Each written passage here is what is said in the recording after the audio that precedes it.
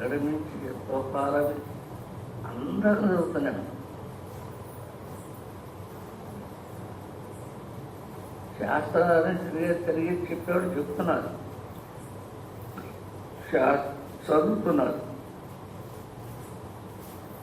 వేదాంగాలకి పట్టి పెట్టేవాళ్ళు ఉంటారు.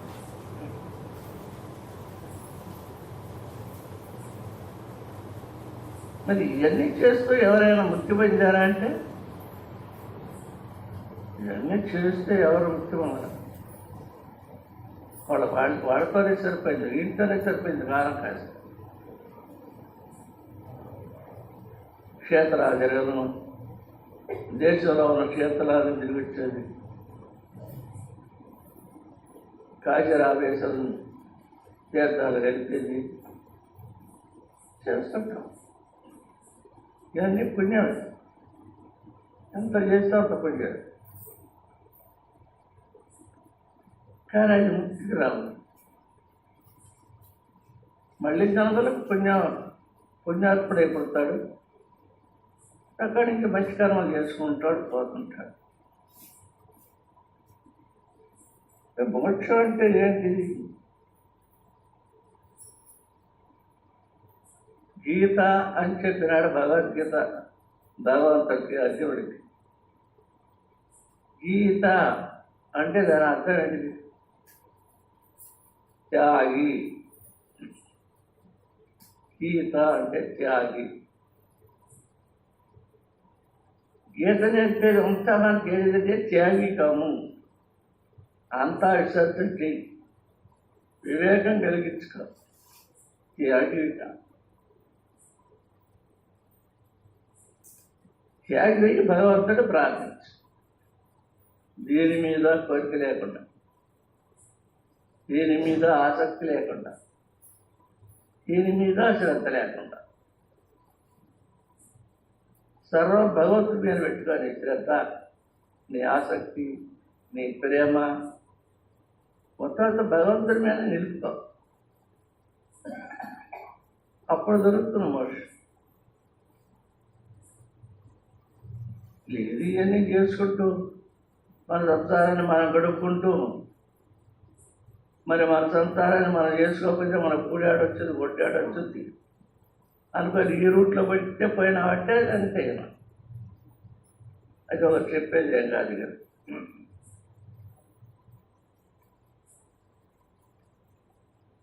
ముక్తి కల్లా ముందర వైరాగ్యం కలగాలి, విరక్తి కలగాలి, సర్వం మీద ఆసక్తి ఉడిగిపోవాలి. అప్పుడు మోక్షానికి అది దారి తీస్తుంది. అట్లా కొంతకాలం సాధన చేస్తే అప్పుడు దొరుకుతాడు మంచి గురువు.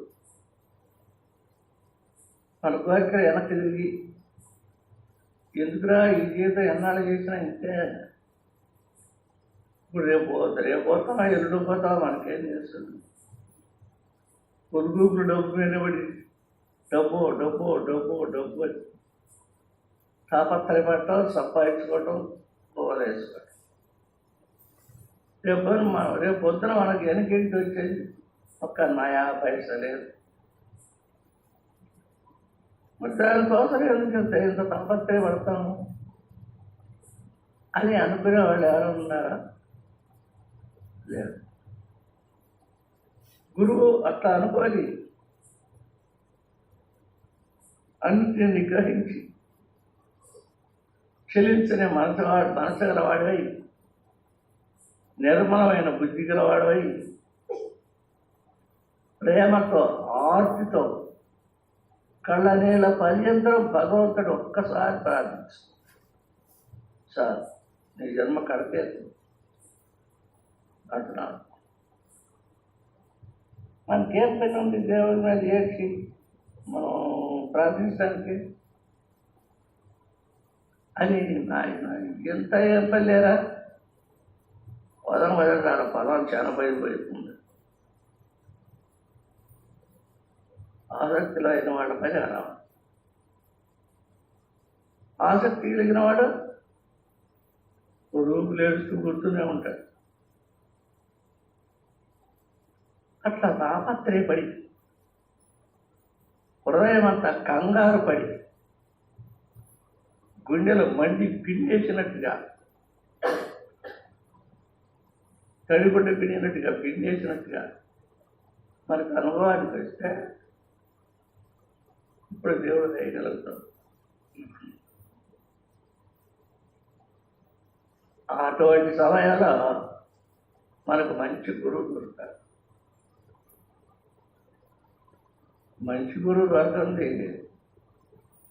మోక్షం లభించడం కష్టం. ఎవరి భార్య మోక్షం కలిగించుకోవాలంటే అది అయ్యపోయిన కాదు.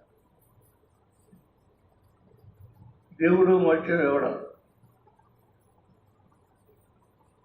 ఎవరు మోక్షం, గురువు కూడా మోక్షం ఇవ్వడం. ఎందుకని? గురువు ఇవ్వబట్టే దేవుడు గొప్పడు కదా, ఆయన కూడా మోక్షాన్ని అని మనం అనుకుంటాం. అట్లా ఏం కాదు. మోక్షం గురువు సొమ్ము కాదు, దేవుడి సొమ్ము కాదు. మోక్షం అనేది తనంతరతానే ఏర్పడింది. ఒకరు నిర్ణయం చేసి నిర్ధారణ చేసి వాళ్ళ నిర్ణయం ప్రకారం అక్కడ దాన్ని నిర్మించబడలేదు. మోక్షం దానంతటిదే ఉంది. అయితే గురువు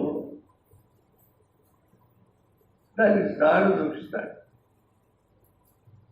ఇలాంటి పోయాను నీకు ఆత్మసాక్షాత్కారం అవుతుంది, త్వరగా నీకు ముక్తి పొందుతావు అని చెప్తాడు. అదే ఆ దాంట్లో ఏమేమి ఉన్నాయి కూడా చెప్తాడు. అలా తిక్కకపోతే పెదపుళ్ళు ఉంటాయి, అలా తిక్కకపోతే సింహాలు ఉంటాయి, అలా తిక్కకపోతే తోడేళ్ళు ఉంటాయి, ఇంకో తిక్కకపోతే పాములు ఉంటాయి అని ఆ మార్గం చూపిస్తాడు. దీని నుండి ఇంటికి దర్శించడం పోయేది ఎట్లా? నా వల్లగా స్వామి ఇలా పోవాలంటేను నేను ఇంటికి తెప్పించుకుని పోలేను, ఏ జీవితం ఓ జీవితం నన్ను గాలి చేస్తుంది అని భయపడతా. అందుకనే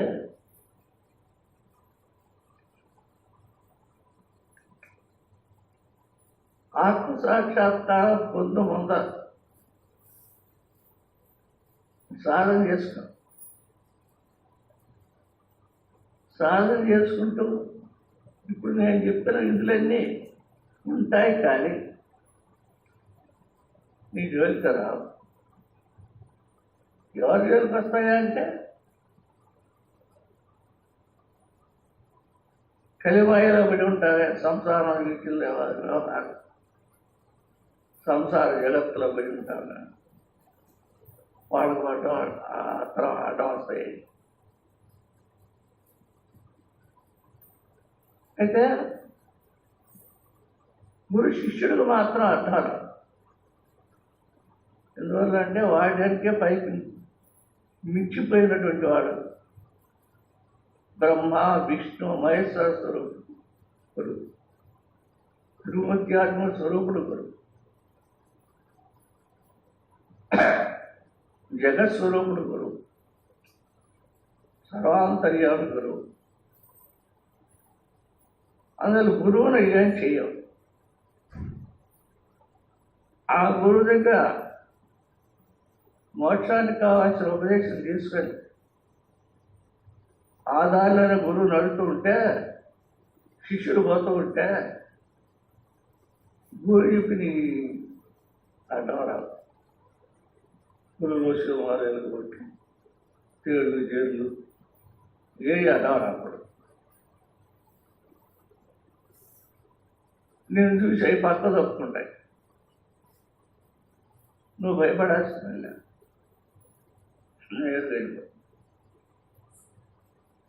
వాతావరణం అదే తీరులో త్యాగం చేసుకుంటూ ఉంటుంది.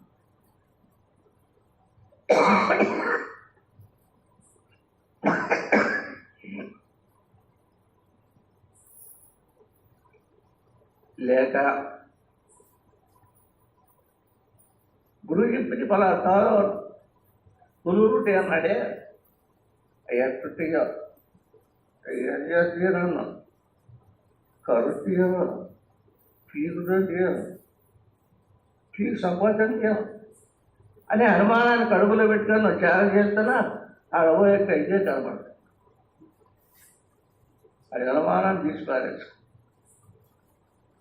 గురు బ్రహ్మ గురు విష్ణు గురు దేవో మహేశ్వర అని ఎందుకన్నారు అంటే వీటి అన్నిటికీ మించిన శక్తి గురువు. ఆ గురువు ఉపదేశం వల్ల పోతున్నాడు. ఆ ధ్యానం ఏదో చేసుకుంటూ వెళ్తున్నాడు. ఆ దారిలో పెద్ద పురుగు దేశం వారు నేను భయపడకూడదు అంతే. మరి చేయాల్సి పని అంతే.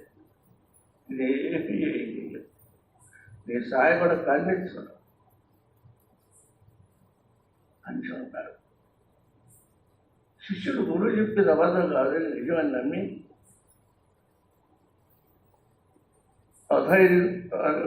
అధైర్యపడకుండా ధైర్యంతో ఆత్మత్యాగం చేసుకుంటూ పోతుంటారు. ఆట రాస్తాయి. ఆట రాసినా ఎత్తుకు బయట ఉంటావు. వాటి ఉంటాయి. నువ్వు భయపడాల్సిన పని లేదు. తీరా గదికి పోయి ఆత్మ ప్రత్యక్షం అయింది అంటే ఇప్పుడు నీకు సర్వం అర్థమవుతుంది. ఆత్మ సాక్షాత్కరించింది అంటే జగజ్యోతి సర్వ జగత్తును వెలిగించే వెలుగని సూర్యచంద్రాలకు ఇచ్చింది ఆ వెలుగు ఆత్మజ్యోతికి. అన్నిటికీ సర్వానికి సర్వ జగత్తు వెలుగిచ్చిన వెలుగు ఆత్మజ్యోతి. సర్వత్రా నిండుకోను. అది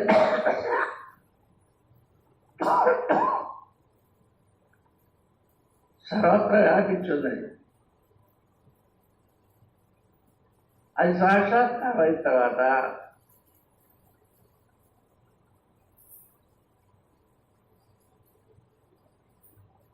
నీవెవరో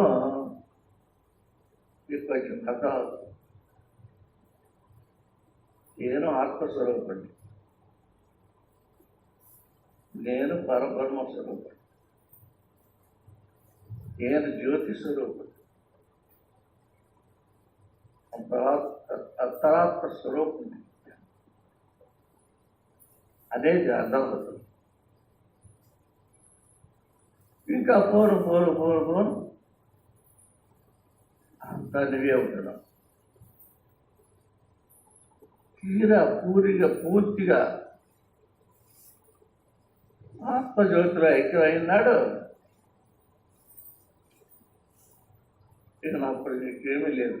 లోకాలు లేదు, ఆకాశం లేదు, భూమి లేదు, పంచభూతాలు లేదు, పటాలు లేదు, సముద్రాలు లేవు. సర్వస్వం ఉందేంటిది? ప్రకాశం అక్కడే. నలుదిశలా కింది మీదికి జగజ్యోతిలాగా ఆ ప్రకాశం ప్రకాశిస్తుంది. దాంట్లో ఎక్కడున్నాం నీకు అర్థమవుతుంది. అప్పుడు నీవే అనుకుంటా ఏమి లేదు, అంత సూచన సర్వసూచన. దేవుడు లేడు, మానవుడు లేరు, రాక్షసులు లేరు, దేవతలు లేవు, బ్రహ్మలోకం, సత్యలోకం, వైకుంఠం, కైలాసు ఇవన్నీ ఏమి లేదు. మహేశ్వరులు లేరు, సర్వదేవతలు లేరు.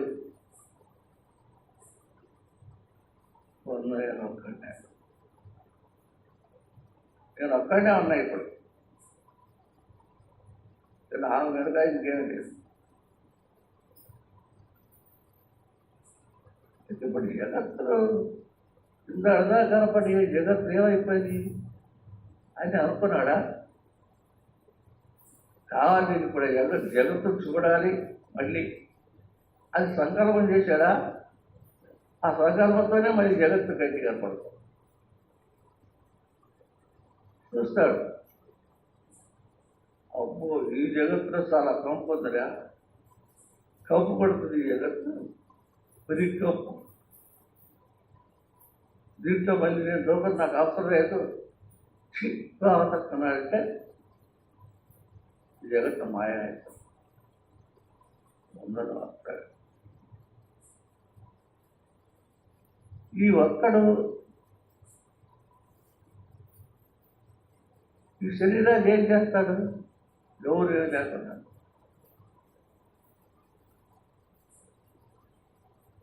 అలా కాకుండా సర్వం సూర్యుడు నేను ఒక్కటే ఉంది అనేది అర్థమైపోయిన తర్వాత కొంచెం కింది చూస్తాడు, కొంచెం కింద చూస్తాడు. కింద చూస్తే అంతా అక్కడ లోకాలన్నీ కిందనే ఉన్నాయి. పైకి ఊరికి చూస్తే గురు మధ్య స్థానాన్ని పైకి ఊరికి చూస్తే అంతా స్వయం. అప్పుడు జగత్తు కావాలనుకుంటే జగత్తు అంటే ఏర్పడుతుంది. నాకు ఈ జగత్తు పడవద్దుతున్నా అంటే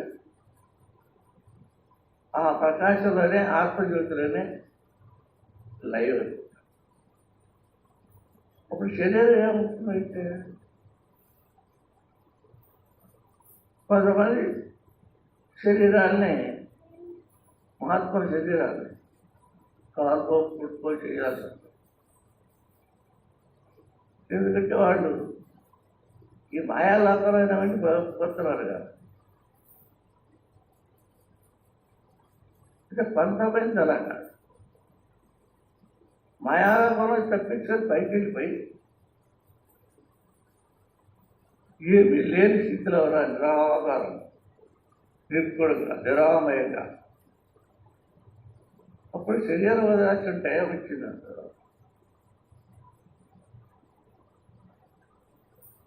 ధ్యానం చేసి సూపులను పైకి నింపి ఈ ప్రకాశాన్ని ఇంకా అఖండంగా చేస్తాడు, ఇంకా అరిగు కాకుండా వస్తుంది. అప్పుడు ఈ శరీరం పంచభూతాలతో సహా కీళ్ళు, నరాలు, పట్ట, కీళ్ళు, కండలు, ఎన్నికలు మొత్తం అంతా దాంట్లో లైవ్ అయిపోతుంది. ఈ జ్యోతి స్వరూపంలో ఉన్నది అంటే లైవ్ అయిపోతుంది. జ్యోతి స్వరూపుడు లేదు, శరీరం లేదు, ఆత్మస్వరూపుడే ఉంటారు. అతనికి ఇక్కడ సావు లేదు, పడకలేదు. అతనికి వేరే దేవుడు లేదు, అదే దేవుడు. గురువు ఉన్నాడు, మొదటి నుంచి గురువు ఉన్నాడు. ఇక్కడికి వచ్చిన తర్వాత ఇద్దరు పట్టుకుంటున్నారు, గురు శిష్యు ఇద్దరు పట్టుకుంటున్నారు. గురువుకి ఎప్పుడు శరీరం లేదు, జ్యోతి శరీరం లేదు. శిష్యుడికి జ్యోతి శరీరం ఇద్దరు అంటే శరీరాలు వదిలించదాల్సుకుంటే ఇద్దరే శరీరాన్ని వదిలిపెట్టేసి మాయను వదిలిపెట్టేసి వాళ్ళు ఆత్మస్వరూపంలో నిలబడతారు. దీంట్లోనే శరీరాలు మాయమైపోతాయి.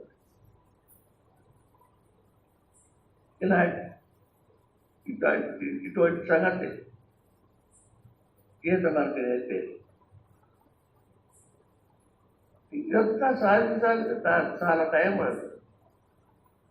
అయితే ఎట్లా ఆ చాలా టయాన్ని వాళ్ళ శరీరం ఉంటే అంత టైంలోనే ముగించుకుంటారు. ఈ జన్మకో, ఇంకో జన్మకో 7 జన్మలు 9 జన్మలు ముక్తి పొందాలని అనుకున్నవి వాడు ఆ జన్మలని దక్కించుకుంటూ కిందకు వస్తాడు. ఒకే జన్మ నిర్ధారణ. అదంతా మాయ కదా. జన్మ ఎత్తడం, పెట్టడం, పనులు చేసుకోవడం, పేరవడం, ముసలడం కావడం, శుభ్రపడి శివాడు తినటం, మళ్ళీ చావడం, మళ్ళీ పుట్టడం. ఇది మాయ. వాళ్ళకి ఇక్కడ మాయ లేదు. అందువల్ల వాళ్ళు ఇంకా 9 జన్మలకు ముక్తి పొందాల్సిన అవసరం ఉన్నా వాటిని తగ్గించుకొని ఈ జన్మలకు తీసుకొస్తారు. ఇంకా కుదించి ఇప్పుడే ఏ 10 ఆడుకో 20 ఆడుకో కాదు. అప్పుడే ఈ బుద్ధం ఉంటుంది. నేను అడిగేది పురుగులు కంపు, పాములు కంపు, కప్పల కంపు, ఈ భూమి కంపు, ఈ సంసారం. దీంట్లో 20 ఏళ్ళకి నేను ఆడబెట్టి నన్ను గడిపారు. తగ్గించుకుంటాడు వారసగా. తగ్గించుకుంటూ కింద తీసుకొని 20 ఏళ్ళ జీవనం రేపు అప్రవస్తనే సరిపోదు. అట్లా పోయేవాడు పంపుతాడు. 50 ఏళ్ళు మన కనపడదు కానీ జ్యోతి స్వరూపుడే వాళ్ళు ఆటా ఉన్నారు. మనం ఎక్కడ వినిపించినా వాళ్ళు కనపడుతుంది. కానీ వచ్చాక దేవుడు ఏదంటే ఆర్తితో హృదయం అతి ప్రేమతో తడిగొట్టు పిండేసినట్టుండే అతి హృదయంతో దేవుడిని కళ్ళనే తప్పిదు హృదయం ఆర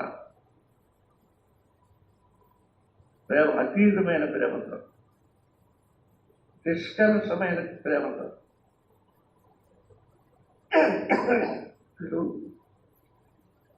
వెంటనే ప్రత్యక్షమవుతాడు దేవుడు.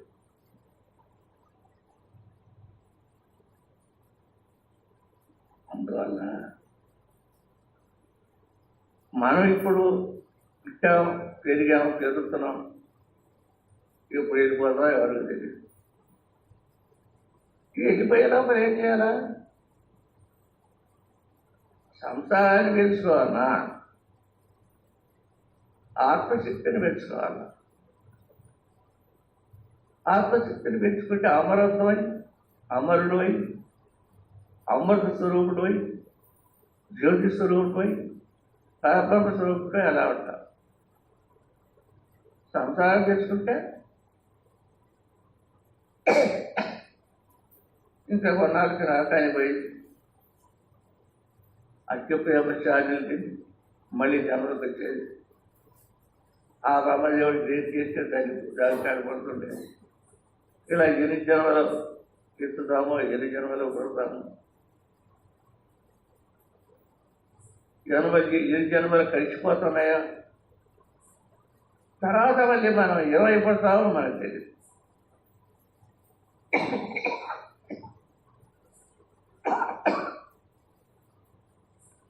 అలా కనపడ్డా మహానుభావుడు సర్వాన్ని జయించి పోయాకి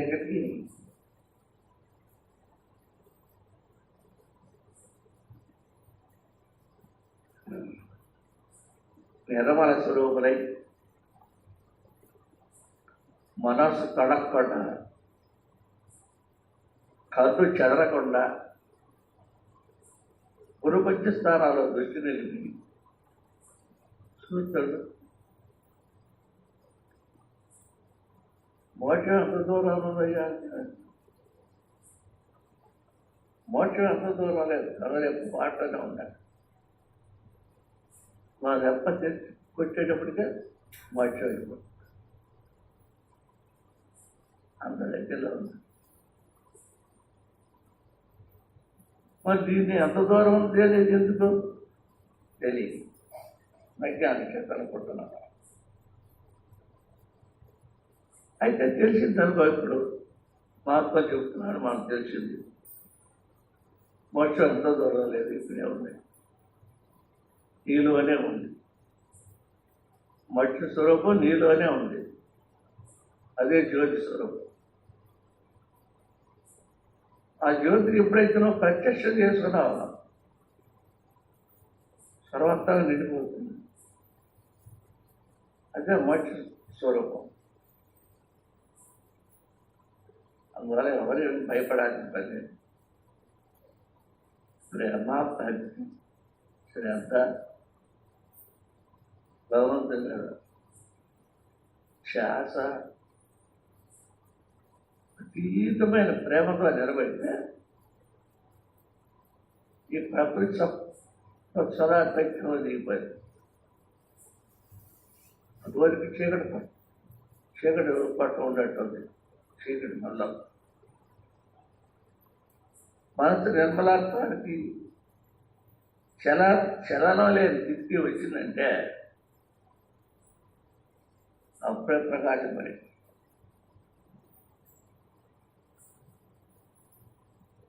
దాని మీద తర్వాత దాని మీద సాధించుకుంటూ అన్ని లోకాలు వెళ్ళచ్చు. ప్రమాదం వైకుంఠం కార్యాలు కైలాసాన్ని వెళ్ళచ్చు, ఇంద్రలోకం వెళ్ళచ్చు, దేశాలను వెళ్ళచ్చు, దేవుళ్ళందరినీ చూడవచ్చు, వాళ్ళతో మాట్లాడవచ్చు. చేసేవాడు చేస్తారు. అలా మాట్లాడుకుంటున్నాను. అంతా ఎందుకు నాకు వాళ్ళ గాడి పోయి నేనేం అడుగుతాను, వరాలు అడుగుతున్నా. నాకెందుకు వరాలు అనుకుని వాడు ఏం చేసేది. కాములు ఉత్తర జ్యోతిలో ఉండి ఆ జ్యోతిలో ఐక్యమైపోతాడు. ఐక్యమైపోతాడు అంటే ఐక్యమై సత్తాడు అని కాదు, శాశ్వతంగా బతుకుంటాడు. శాశ్వతగా అమరం కాపుడై, జ్యోతి స్వరూపుడై, జగజ్యోతి స్వరూపుడై ఎప్పుడు అలానే ఉంటారు. అలాగే మనం విద్యామో పెరుగుతున్నాం, సంసారాలు చేసుకుంటున్నాం. ఒకనాడు ఎప్పుడు వెళ్ళిపోతాం. అంతా ఎడబారే కూర సంపాదించుకున్న డబ్బు, మిత్రులు, మేడలు, ఆస్తులు, ఐశ్వర్యాలు అంతా చేయాలనే పని మెద కూడా వెళ్ళిపోతున్నాం. మరి ఇప్పుడు దాకా చేసినాయండి నరకానికి కావాల్సినంత సంపాదించుకున్నాం. ఇప్పుడు వాళ్ళు తీసుకుపోయి నరకంలో పడేసి పొయ్యటం, కొట్టడం, నరకటం, ఎరగదీయటం, కాల్చడం, సోదాలతో కాల్చడం,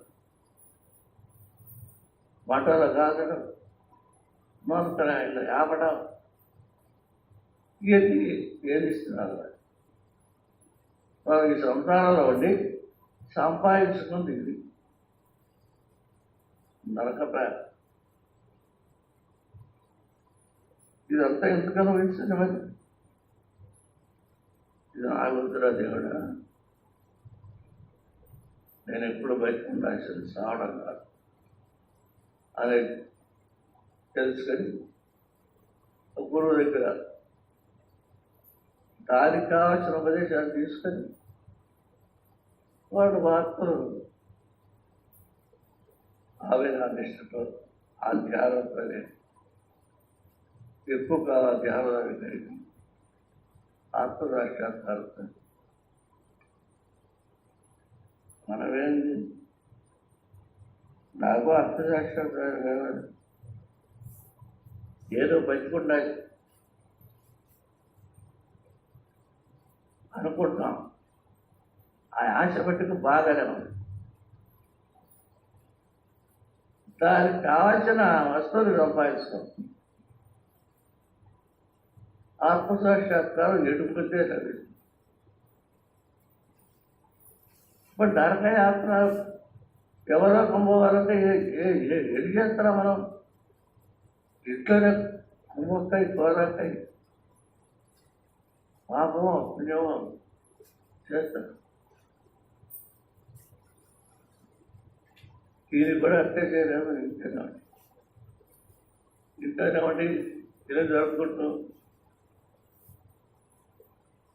నీ ధ్యానం చేసుకుంటాడు.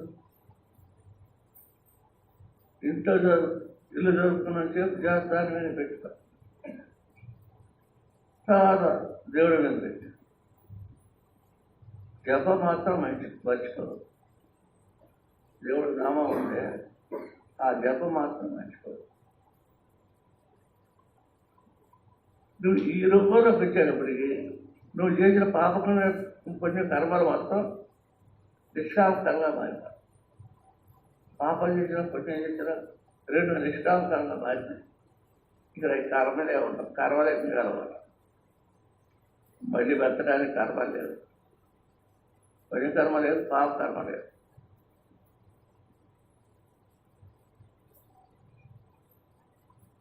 అలా చేసి కొంతమంది మహాత్ములందరూ గురువులు చెప్తున్నారు. దాన్ని నమ్మి పాటించిన వాళ్ళు సాధించుకుంటూనే ఉన్నారు. ఇప్పటికి కూడా లేని వాళ్ళందరూ అంటే గాలి కొట్టుకుంటున్నారు. అది విష్ణు గురుదేవో గురు సాక్షాత్ అఖండ మండలాకారం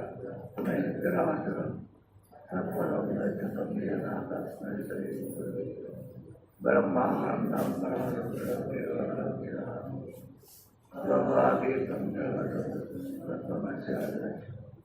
ఏకవదిత్యం సాక్షి భావాతీతం హరి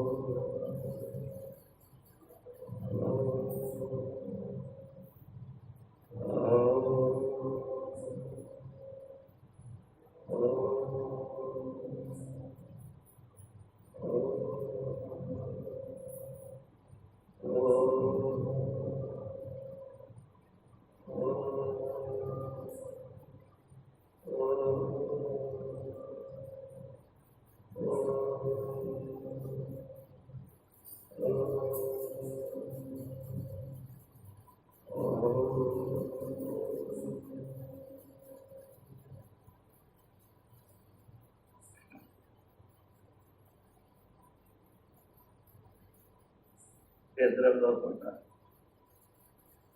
ఎట్లా కూర్చొని తలకాయ కింద పరుచుకుంటారు. రూపం చేస్తారా?